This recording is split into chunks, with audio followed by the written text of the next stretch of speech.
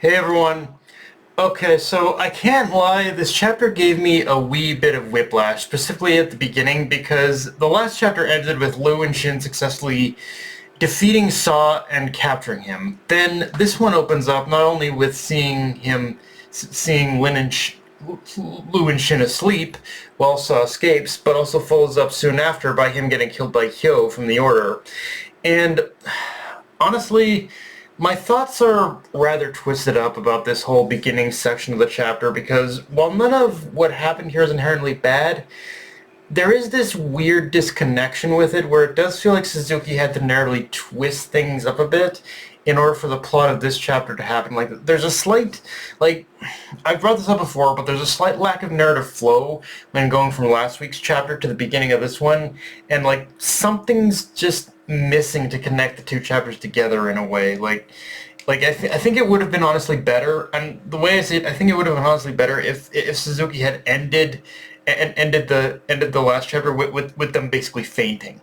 I don't, but he didn't do that. So it's like if he just did that, I think this would have meshed a little bit better for me.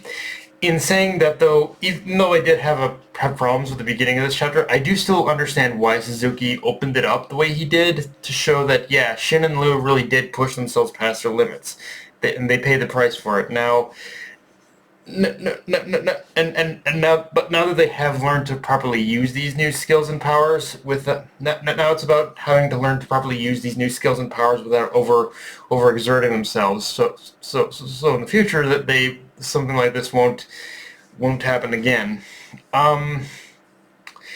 In saying that, though, I do like how this chapter does pivot away from the Sakamoto crew to give us more spotlight on the Order and really show just how serious the warning that Nagamo had given Taro was.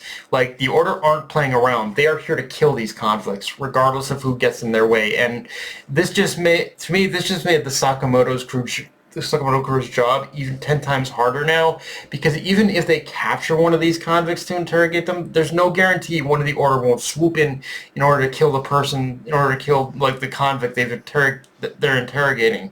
And yeah, it's exactly like Nagamo warned as well, but the more the Sakamoto crew, like, basically gets tied up, like, ties themselves up in this whole situation, the more likely it is that they'll come to blows maybe with the Order themselves as well. And, like, the chapter also introduces us to a new group, the Floaters, basically a cleanup crew that cleans up after JAA registered assassins after an assassination. And man, you gotta think working in that kind of job has to pay good, considering at least 85% of the time the shit you're cleaning up is in the aftermath of a rampage of someone from the Order goes on.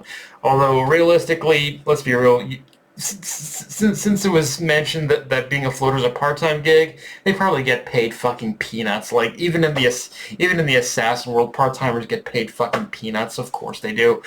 And yeah, the next big fight, of course, we have now is Osaragi versus Dump. And yeah, I'm not gonna lie, those 4 straight panels, Osaragi absolutely, like, wailing on Dump, throwing her around, it got me excited and saying, okay, this fight's gonna be good. And thankfully, it was just the beginning,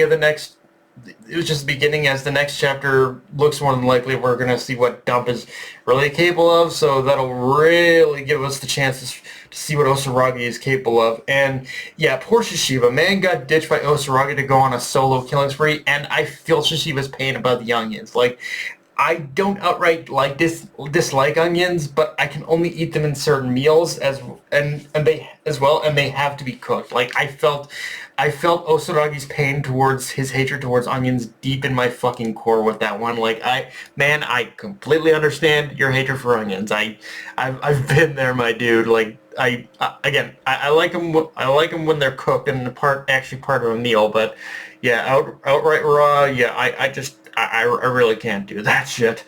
But yeah, guys, that's pretty much all I got for this review. If you enjoyed the video, like, comment, subscribe, from on Blue Sky, Analyst Crunchyroll, be sure notification bell, hit the subscribe button, and just share the video around, guys. Dark Knight of Anime signing off. Later, everyone.